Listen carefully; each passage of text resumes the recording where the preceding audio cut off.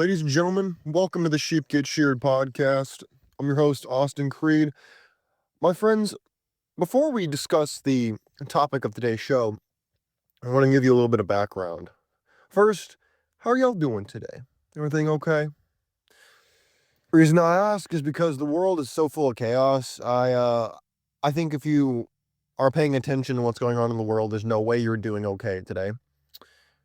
But before we get into the meat and potatoes of today's show, I want to give a little bit of background. I'm a writer. My first book was Biblical Bachelor. My next book that's coming out is going to be called Beat the Beta, where it's talking about the more weak tendencies in men and how we overcome them. And I like to write fantasy novel. I'm working on my first fantasy novel as well because to me, writing is part of work, and work, in my opinion, is one of the only salvations of mankind. And exploring the creativity and basically having the ability to create your own universe when you look at the world we're living in now and how powerless you are to change things unless you're the president or you're in Congress or anything else like that. It's a great way to escape without drugs. And as I'm working on my manuscript, I was doing some research, and one of my main characters in this fantasy novel that I'm writing, it's not for sale, by the way. Don't accuse me of peddling a book. It's not for sale. It's not finished yet. But one of my main characters, he is a slave to the Barbary Coast pirates. Now, for those of you who don't know who the Barbary Coast pirates were, I don't blame you. It's a little more esoteric when it comes to history. But for those of you who know, you know. For those of you who don't know, you're about to find out.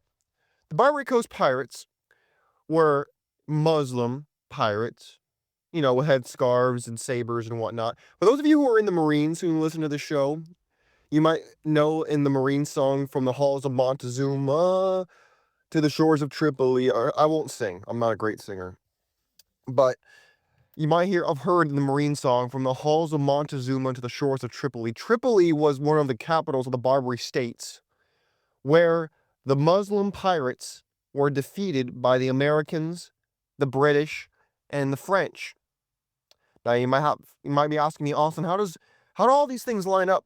Well, my friend, how all these things line up is when you look at people like the Prime Minister of Britain, when you look at the demographic shift in Europe and how it's become overrun with Muslims, in France, in America, in Europe. England is not England anymore, as you well know if you pay attention to these things. I was actually in England over the summer.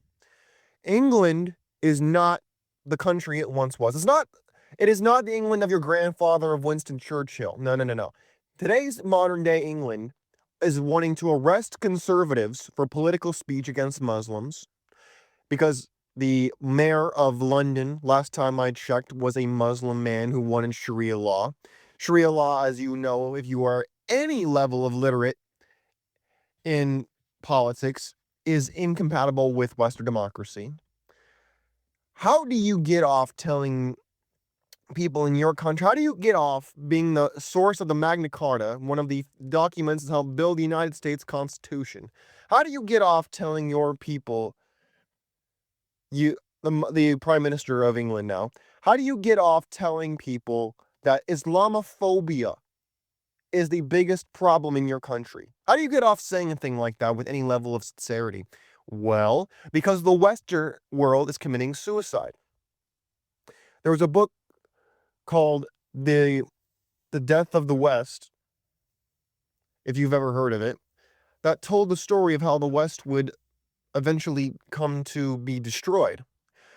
Unfortunately, I believe it was it Sinclair Lewis who wrote the novel? I could be wrong.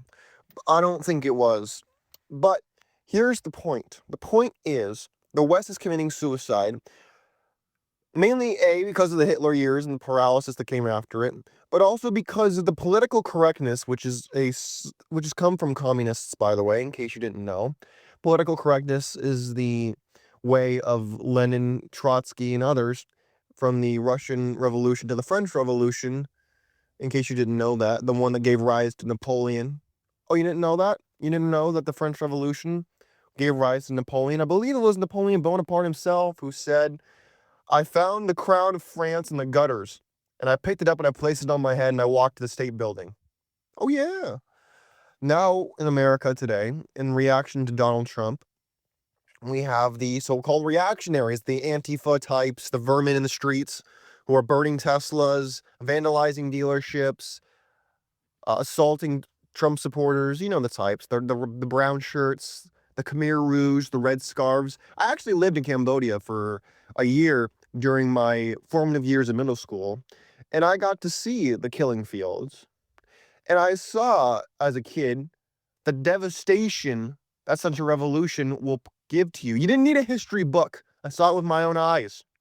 And here you have the know-nothing morons who have the products of the public education system, no doubt, are out in the streets yelling, screaming, assaulting people, all the while doing it under the guise of peace, justice, and love. Does it sound familiar to you?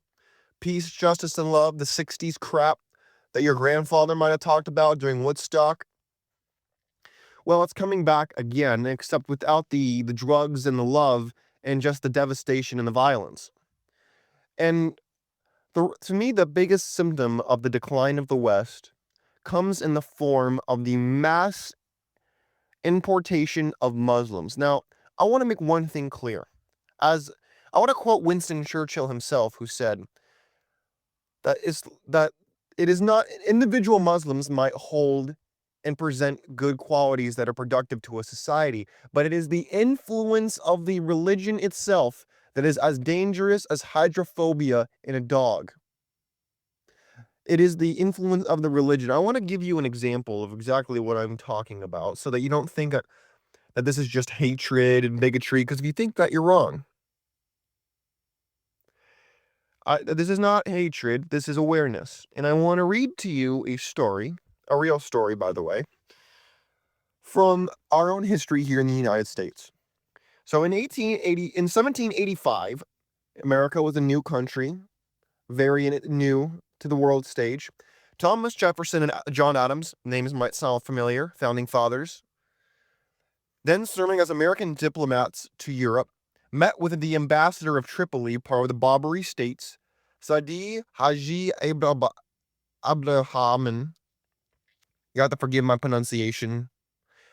They were trying to understand why American ships, those were merchant ships, by the way, not warships, because the American Navy was not anywhere near it was today, were being attacked, and American sailors were being captured by Barbary pirates, despite the United States having no previous hostilities with these states. So in the Mediterranean, in the Atlantic Ocean, now keep in mind, this is in the early days of the United States. I know it's part of you who fallen asleep already, but that's fine. The 13 colonies era of America is what we're talking about. No Louisiana Purchase yet, no pushing west yet, no manifest destiny really taken root yet. This is the infancy of the United States and of America, just fresh off the Revolutionary War. Our ships were being ransacked by the vermin that we're now seeing emerging in every European country and in every state in America, the throwbacks. Now keep in mind for a second, there have been times in world history, especially right after the death of Muhammad the Prophet, when after the Muslims conquered and put everybody to the sword and burned the Alexandria Library in Egypt to the ground. Egypt was not always Muslim. Saudi Arabia was not always Muslim.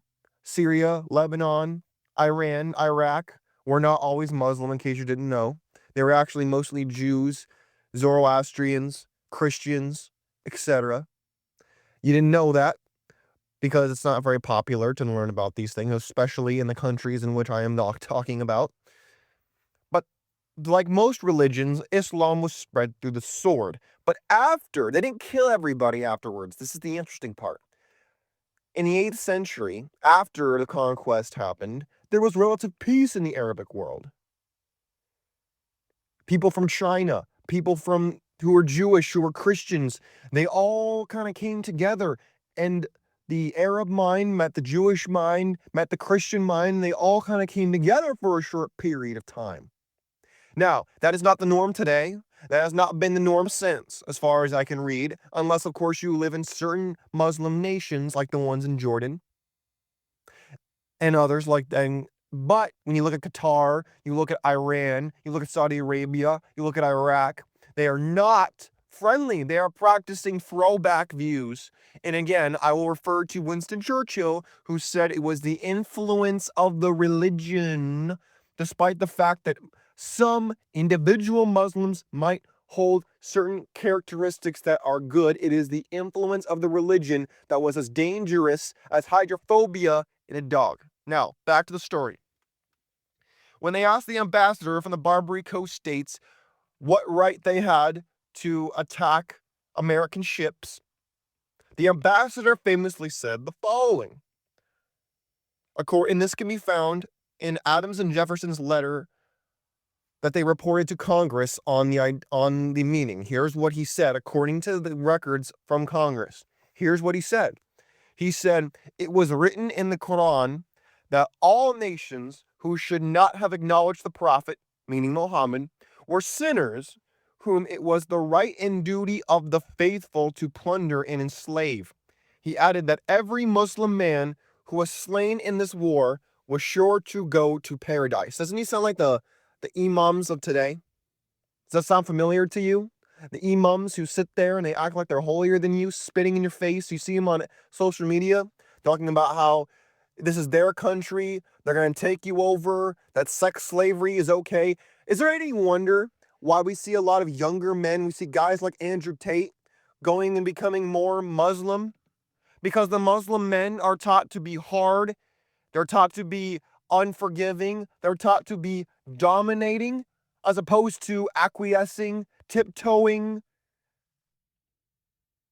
that we see from every Christian church, most of the Jewish synagogues, especially the Reformed ones, not the Orthodox ones.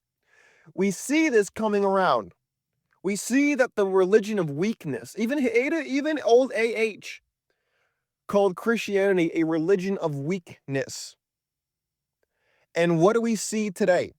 We see exactly that. This quote shocked Jefferson and Adams, as it was revealed that the Barbary pirates considered it not only acceptable, but a religious duty. Let me repeat that in case you missed it. It was not only acceptable, but a religious duty to attack and enslave non-Muslims unless tribute was paid.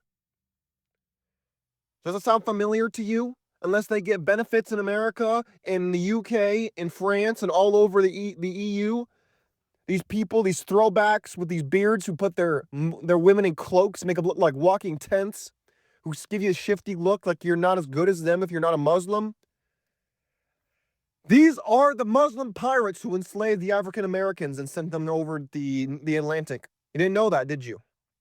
This is the same Barbary Coast pirates who enslaved over 1 million Caucasian people, calling them white gold, all the way up from the UK to Ireland to Iceland. A lot of villages along the coast being abandoned because they were sacked, the men made into galley slaves, and the women into sex slaves. You don't know this, do you? You're told that if you're a white person, you're evil, that apparently CNN is saying that the angry white man is the boogeyman in America. Let me tell you something. It is not the evil white man who is the problem in America.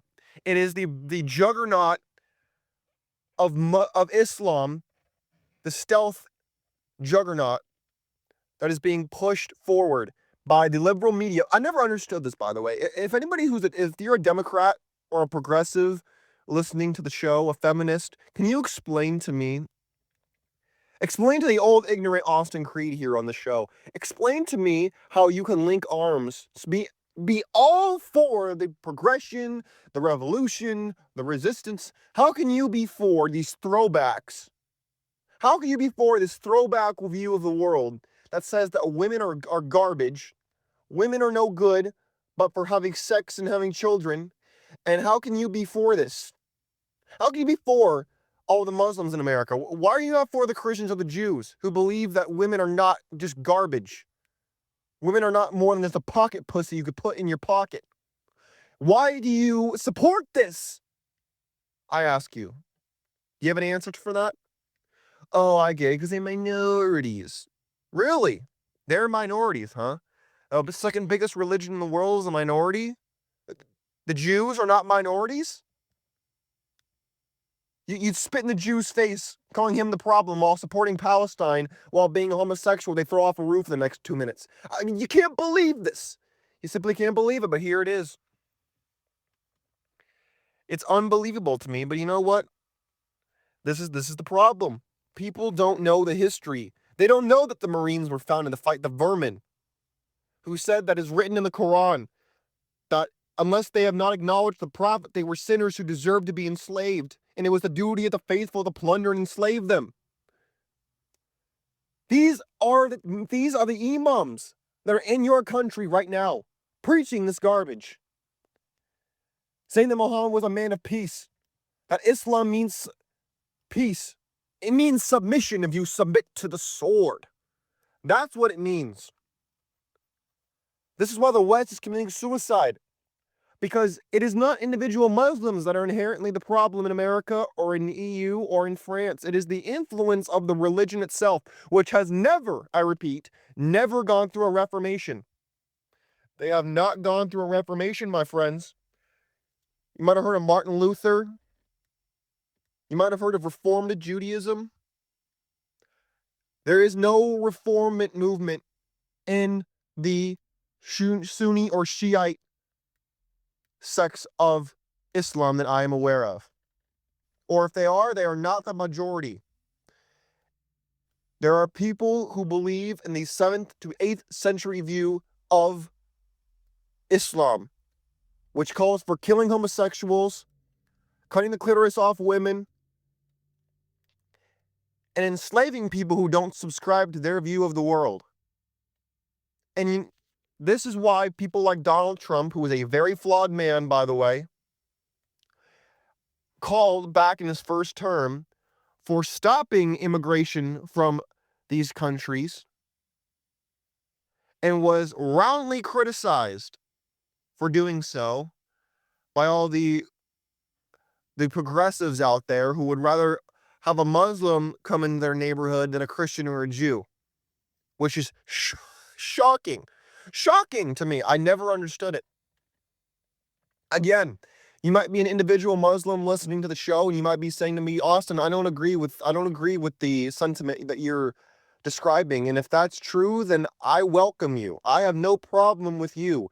I have a problem with the influence of the religion and the imams out there who push this absolutely throwback, disgusting garbage out to impressionable young minds and all over the West who are the downtrodden, the people who have been overlooked, cast aside. They cling to this. A lot of Muslims are converted in prisons, in case you didn't know it. This is the kind of stuff that's dangerous to the West. People rightfully talk about the extreme Christians.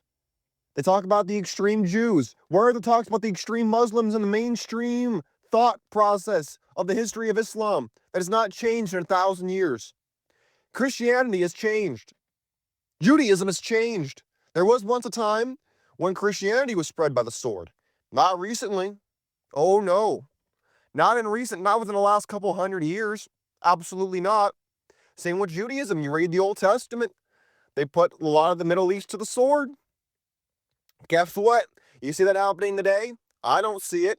The big lie about the genocide in Gaza, it's not a genocide, it's a war, and Hamas is full of crap lies. Oh, by the way, going back to that, did you know that in the Quran, I believe it's Ishtak 240, they say the Jews are a nation of liars. The Jews are a treacherous, lying, and evil people. Shocking. In the mosque, they teach that? That's impossible. It's a religion. They're entitled to religious freedom, are they not?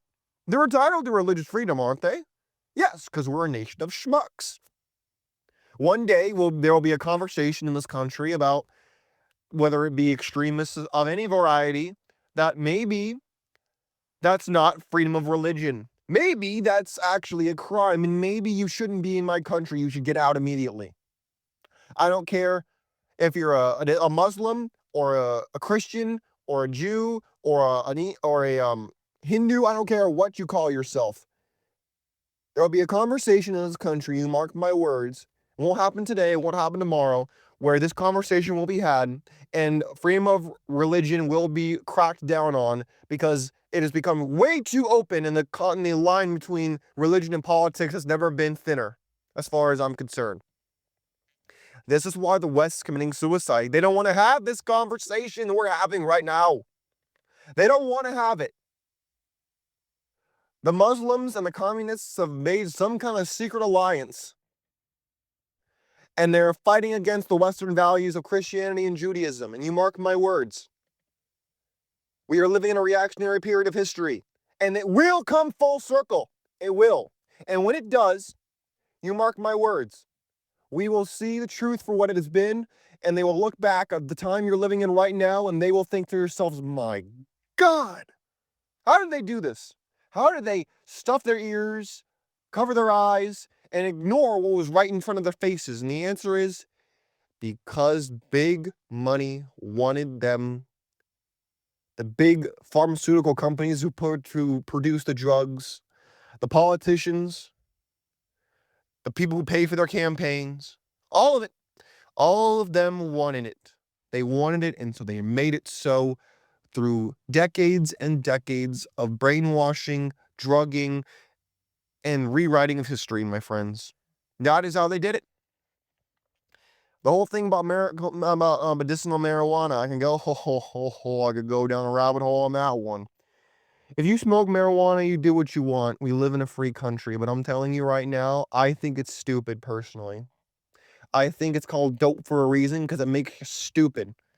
The word dope meant from being dopey, the dwarf, meaning he was dumb, to being cool. Did you ever notice how that happened?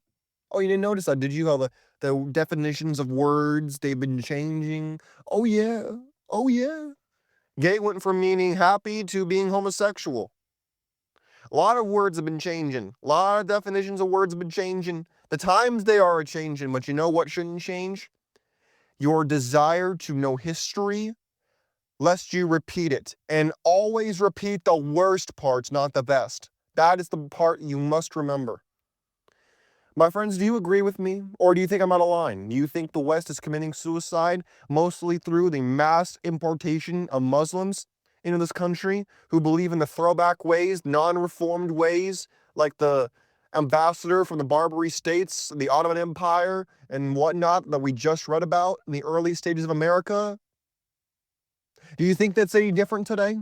You go on social media, you go to the mosque, you read the Quran, you'll see what I'm talking about. My friends, do not get sucked into the lies and the things that are meant to trigger emotions out of you from the media. Use your brain. Do not use your heart when it comes to matters of life and death, matters that are as important as this. Let me know what you think. Let me know if you want to add anything to this discussion. I believe it's important for us to be having it. Take care of yourselves. I'm out of here. Peace.